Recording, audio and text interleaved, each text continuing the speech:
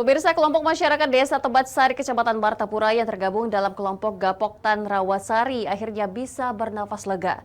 Pasalnya selama 6 bulan terakhir mereka berjibaku berjuang membudidayakan ikan patin yang pada akhirnya bisa mencicipi manisnya panen raya. Ikan patin menjadi komoditi yang mudah untuk diperdagangkan di pasaran. Pasalnya minat masyarakat dalam mengkonsumsi ikan tersebut masih sangat tinggi. Melihat tingginya antusias pembelian dari masyarakat pada ikan yang kaya protein tersebut, dimanfaatkan oleh sekelompok masyarakat yang tergabung dalam Gapoktan Rawasari sebagai peluang bisnis. Sekelompok masyarakat tersebut mencoba membudidayakan ikan jenis patin di sebuah kolam yang dulunya sebagai rawa yang tidak produktif, disulap menjadi kolam budidaya.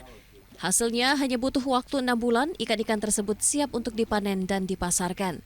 Pertama mungkin jangan produksi, yang kedua kami berharap pakan, gilingan pakan. Nah, karena di sini juga cukup banyak bahan baku yang bisa kita pakai, terutama seperti beda harganya pun cukup terjangkau, ataupun jagung di sini ada, tapi untuk pengolahan dan cara pengolahan yang kita belum.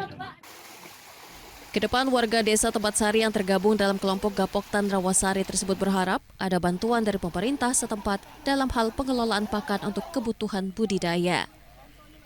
Dari Oku Timur, Jatmiko Francisco Ayus melaporkan.